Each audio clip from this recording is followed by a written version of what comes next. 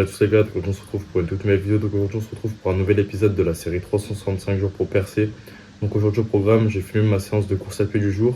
Donc aujourd'hui ça va être ma séance de longue distance de la semaine. Donc qui dit longue distance dit forcément un entraînement, on va dire aujourd'hui entre 1h10 et 1h20. Sachant que comme vous avez pu le voir dans le titre et sur la miniature, je suis actuellement dans ma préparation de semi-marathon. Donc je me suis fixé l'objectif de 1h16. Donc en soi c'est peut-être un objectif qui peut être un peu ambitieux, sachant que mon record actuel il est de 1h18.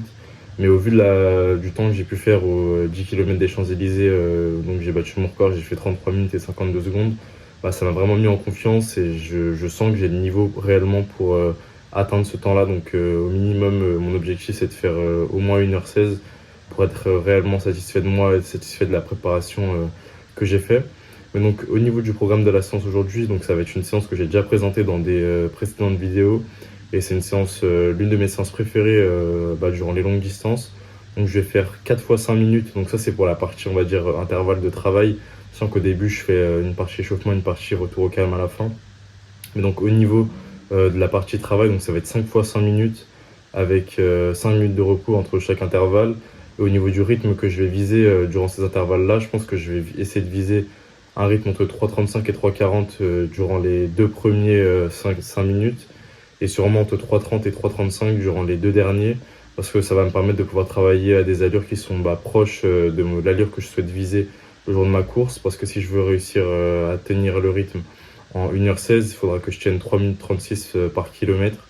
Donc au moins, je peux travailler, on va dire, mes allures même durant mes longs runs. Et moi, c'est vraiment l'approche que je mets dans mes longues distances à l'entraînement. Au lieu de faire, on va dire, 1h20 vraiment à un rythme en endurance fondamentale vraiment redondante, j'aime bien, on va dire, intercaler des intervalles où je cours un peu plus rapidement. Parce que déjà, on prend beaucoup plus de plaisir et on ne s'ennuie pas. Et mine de rien, ça peut quand même avoir des retours positifs sur la progression. Parce qu'en soi, moi, je fais ça depuis le début. J'ai commencé la course à pied et au final, j'arrive quand même à progresser, on va dire, de manière assez rapide. Donc, je pense que c'est une bonne approche. Donc, avant de vous laisser avec la séance du jour, je voulais parler d'un sujet aujourd'hui. Donc, c'était par rapport au fait que le hasard n'existe pas. Et donc, ce sujet-là, il m'est venu, comme d'habitude, grâce au livre Plus malin que le diable. Donc, c'est le livre que je suis en train de lire en ce moment. Et donc, dans le livre, l'auteur, il se questionnait par rapport au fait est-ce que le hasard existait ou pas. Et donc, la réponse qu'il a écrite dans le livre, c'est que vous êtes là où vous êtes et ce que vous avez à votre disposition grâce à vos pensées et à vos actes. Ce qui veut dire que la personne que l'on est aujourd'hui, le physique que l'on a ou tout ce que l'on a dans notre vie, que ce soit de façon matérielle ou immatérielle, ça peut être expliqué et c'est dû forcément à quelque chose et à nos actions. Donc par exemple, une personne qui a un physique musclé et qui a un physique, on va dire, hors norme, c'est pas le hasard qui lui aura donné ce physique-là, c'est vraiment le fruit de ses efforts, le fruit de sa détermination qui l'aura poussé, on va dire, à obtenir ce physique-là. Pareil pour une personne qui fonde une grande entreprise ou quoi, forcément c'est une personne qui n'a pas eu ça par hasard.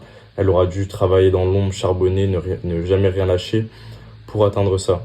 Et donc moi en fait ce passage-là dans le livre il m'a marqué parce que dans ce livre l'auteur là il exprime que le hasard il est catégorisé en général par les actions que l'on n'arrive pas à expliquer ou les choses on va dire qui sont considérées comme pouvant être miraculeuses. Et dans le passage du livre, il dit que toute chose qui s'est produite peut avoir son explication et peut être prouvée. Et donc, moi, ce que j'ai compris, on va dire, de ça, c'est que, en fait, si on veut quelque chose dans la vie, forcément, déjà, tout est possible. Mais aussi, il y aura des actions à mettre en place, il y aura des pensées à avoir, des plans pour atteindre cela. Donc moi, dans mon cas, par exemple, si je veux, on va dire, continuer à progresser en course à pied, en musculation, continuer à créer du contenu, etc., faut pas miser sur le hasard ou le fait que ouais peut-être un jour en claquant des doigts ça arrivera. Non mais plutôt se concentrer on va dire sur les actions que l'on met en place chaque jour dans notre quotidien qui vont nous emmener on va dire vers la réussite de nos projets ou de nos objectifs. Donc moi par exemple si je veux continuer à progresser en course à pied, la seule chose que j'ai à faire dans le quotidien, dans le présent, c'est de continuer à m'entraîner à chaque jour, de continuer à prendre soin de mon alimentation, de ma récupération.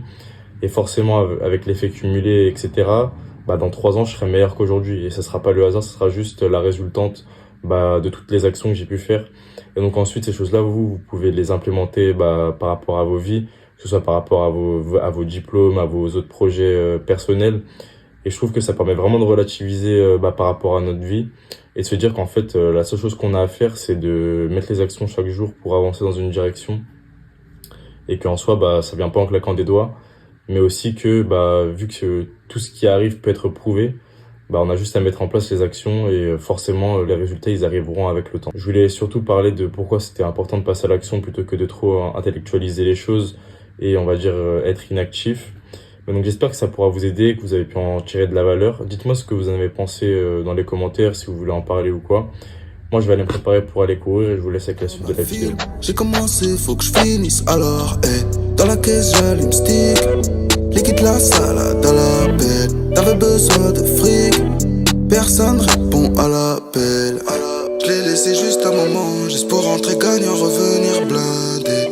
Défoncé, je prends le volant, je dis bye à la crasse, ma vie change main de. Réponds au phone, je ferme pas la porte, oh personne ne m'aime, je fais mon bizarre hier. Entre par force, milite fera perdre tes frères, je suis free, je vois la haine dans son œil. Il veut me couler par tous les mois. Enfin il me dit je me sens plutôt pas mal, ouais. Reste pas là pour l'oser.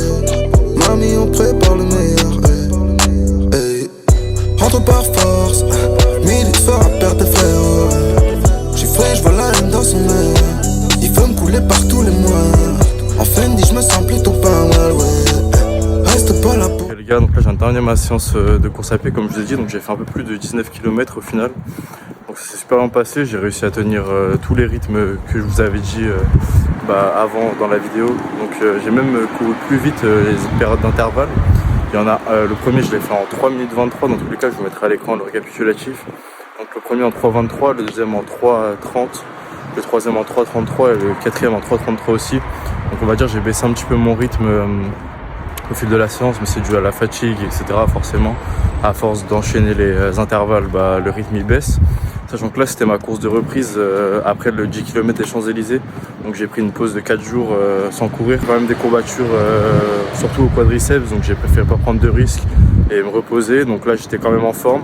J'ai décidé de reprendre directement avec mon run de longue distance de la semaine pour quand même maintenir un certain volume d'entraînement. Donc je suis super confiant en vrai pour la suite de la préparation.